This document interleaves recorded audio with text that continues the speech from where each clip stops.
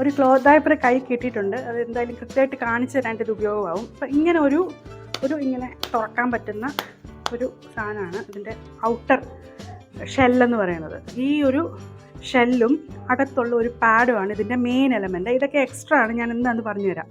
ഈ cloth diaper ഇത് കണ്ടോ, ഇങ്ങനത്തെ സ്നാപ്പ് ബട്ടൺസ് വെച്ചാണ് മിക്കവാറും അഫിക്സ് ചെയ്യുന്നത്. അതെന്താണെന്നറിയാമോ, ഇതെല്ലാം സെപ്പറേറ്റഡ് ആക്കിയിട്ട് വേണം നമ്മൾ നനയ്ക്കാനായിട്ട്. ഉണങ്ങാനൊക്കെ അതാണ് സൗകര്യം.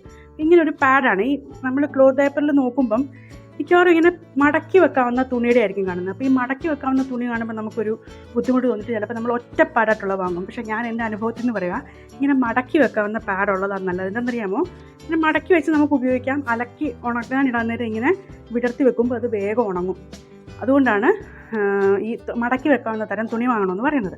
ഈ മെയിൻ പാഡാണ് പ്രധാനമായിട്ടുള്ളത്. നമ്മൾ പകൽ സമയം ഡയപ്പർ ചെയ്യുമ്പം ഈ ഒരൊറ്റ പാഡ് ഉപയോഗിച്ചാൽ മതി. ഒരു 3 hours കഴിയുമ്പോൾ അല്ലെങ്കിൽ ഒരു 4 hours കഴിയുമ്പോൾ ഡയപ്പർ മാറ്റണം.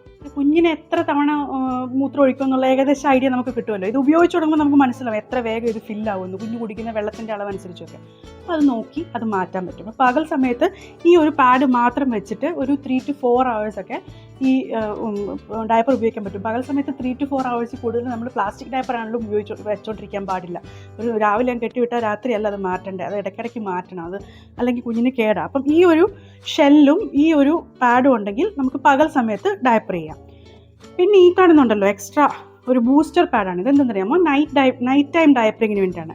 നൈറ്റ് ടൈം നമ്മൾ ഈ 3-4 hours കൂടുമ്പോൾ മാറ്റണ്ട. നമ്മളൊരു 8-9 ആകുമ്പോൾ കുഞ്ഞ് കിടന്നിട്ട് രാവിലെ 7 മണിക്കോ ഒക്കെയാണ് എഴുന്നേൽക്കുന്നതെങ്കിൽ ഈ ഒരു മെയിൻ പാഡും ഈ ഒരു ബൂസ്റ്റർ പാഡും ഉണ്ടെങ്കിൽ സുഖമായിട്ട് രാവിലെ വരെ ഈ ഒരു ഡയപ്പർ നമുക്ക് ഉപയോഗിക്കാൻ പറ്റും.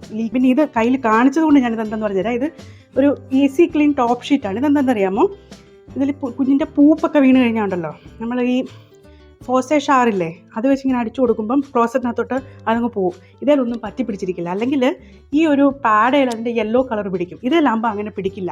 അപ്പം അത് വേഗം നമുക്ക് ക്ലീൻ ചെയ്യാനായിട്ട് ഹെൽപ്പ് ചെയ്യും. ഇതിന് മുകളിൽ വെക്കുന്ന ഇതിന് ഒട്ടും കട്ടിയില്ല, വളരെ തിന്ന, അതുകൊണ്ട് ഇത് അറിയത്തില്ല. ഇത് വളരെ സോഫ്റ്റാണ്. അപ്പോൾ അതിന് വേണ്ടിയിട്ടുള്ള എക്സ്ട്രാ ഷീറ്റ് അത് അതിൻ്റെ കൂടെ ഉണ്ടായിരുന്നതുകൊണ്ട് ഞാൻ എന്താണെന്ന് പറഞ്ഞു തന്നേ ഉള്ളൂ. അങ്ങനത്തെ ചില കുഞ്ഞു കുഞ്ഞു പാർട്സ് സാധനങ്ങൾ മാത്രമേ ഇതിനകത്ത് വരുന്നുള്ളൂ.